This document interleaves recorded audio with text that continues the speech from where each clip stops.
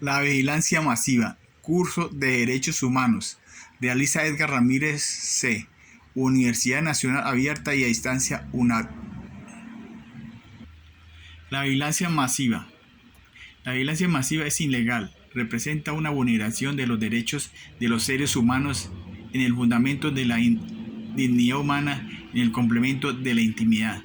La vulneración se presenta cuando una persona o una organización utiliza computadores y o teléfonos móviles con un software que extrae información y prende la cámara estando estos apagados de sus víctimas. Amnistía Internacional sin fecha.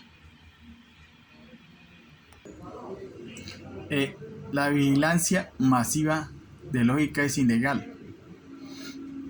En el mundo se ha presentado en Estados Unidos y en algunos países europeos. En Colombia no. La vigilancia en Colombia es más selectiva. Donde se han utilizado siempre son elementos tecnológicos traídos de Estados Unidos por la fuerza pública para revisar las comunicaciones de los congresistas, de los jueces, de los magistrados, de los periodistas. ¿Con qué fin? Con el fin de conocer de antemano qué acciones están realizando para interrumpirlos, vulnerarlos. Entonces el periodista que ya tiene una noticia importante que puede ser un hecho que puede perjudicar al Estado, entonces lo intercepta y le vulneran ese derecho en la intimidad, pero para descubrir qué es las acciones que están realizando para interrumpírselas. Así también son los jueces que tienen un caso que afecten al gobierno, parte del gobierno o a agentes de la fuerza pública, entonces lo interceptan y le revisan cuál es el testigo clave para luego por medios o actividades ilícitas a ese testigo comprarlo o hacerlo que cambie su versión.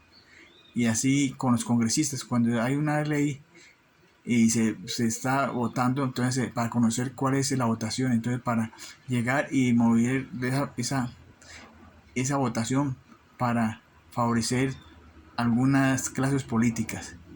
Aquí es la vigilancia ilegal pero selectiva.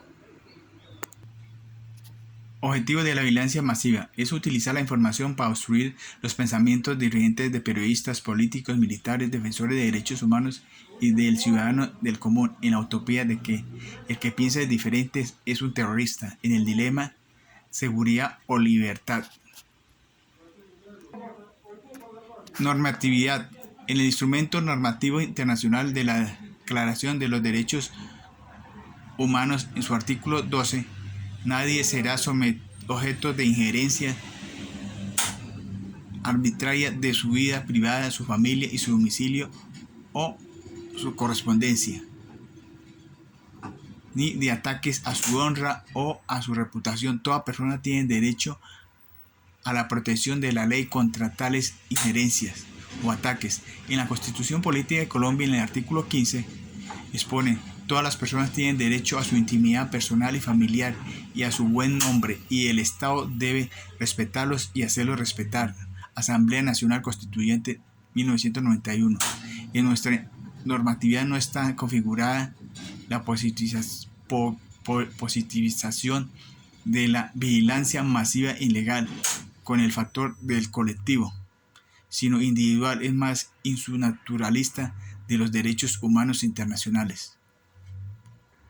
Las acciones de los estados.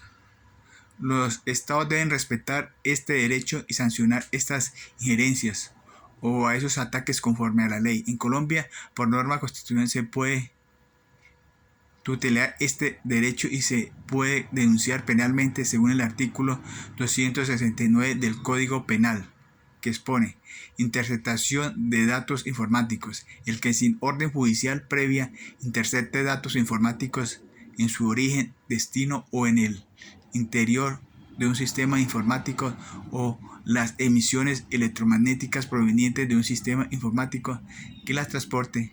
Congreso de la República de Colombia, 2000, 24 de julio, Ley 599. La vigilancia ilegal está más en la teoría del naturalista, en su universalidad por hechos sucedidos en países como Estados Unidos u otros.